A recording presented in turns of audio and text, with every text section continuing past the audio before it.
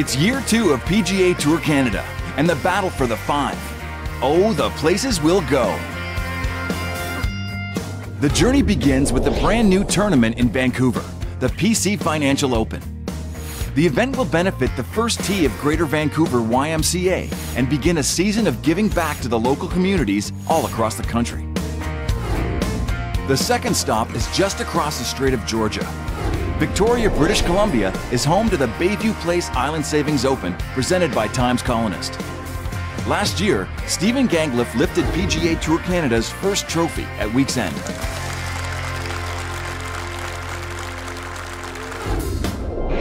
The trek then heads north for nearly 1,700 kilometers.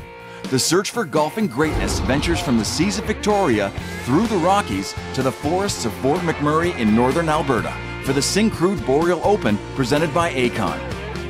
I remember long drives too. There's some long drives on PGA Tour Canada, but they're great memories. More speeding tickets than I care to mention through the Rockies, but those drives through the Rockies were the best part, I think. One of the great things for me was I was able to go from the West Coast all the way across Canada to the East Coast and see all the great cities along the way. The relationships and friends that I made out there are everlasting. In Fort McMurray, Riley Wheeldon captured the 3rd title of the year and ultimately finished 2nd in the 5, advancing him to the Web.com Tour. From there, it's off to Saskatoon, Saskatchewan, and the Siga Dakota Dunes Open presented by SaskTel. With so much to offer, Saskatoon is one of the players' favorite stops.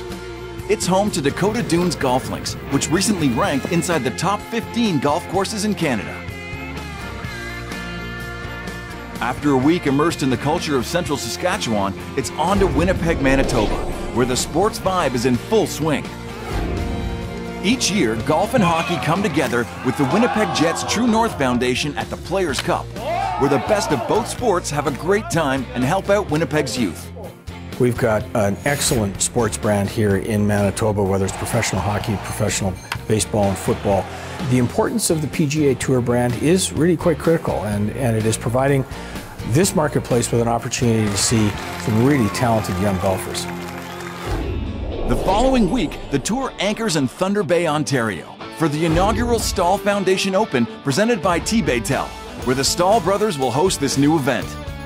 Stahl brothers are a big fixture up in Thunder Bay, and having those guys surrounding the event will really help people come out and want to support it, and it sounds like it's going to be a lot of fun.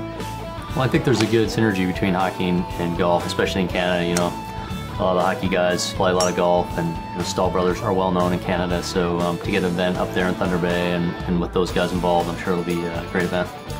A mid-season perk, the top 3 on the money list at this point will get exemption into the PGA Tour's RBC Canadian Open, where they will have a chance to measure their games against the sport's best.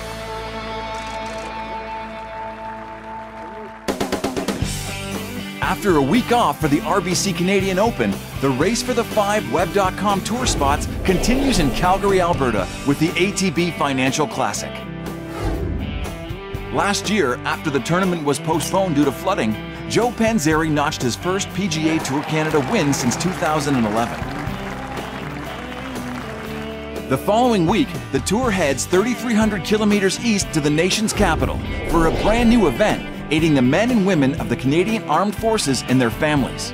Ottawa is very active in the golf community. It's great for PGA Tour Canada to be there and to continue moving across Canada in good cities like Ottawa and the St. Lawrence region. The Forces and Families Open will benefit the Military Families Fund with the support of Canadian Forces Morale and Welfare Services. After a week off, the tour heads about 2 hours south to the St. Lawrence region and the Great Waterway Classic in Kingston, Ontario. In 2013, Chile's Hugo Leon earned his first title of the year, which went a long way towards his 4th place finish on the Order of Merit.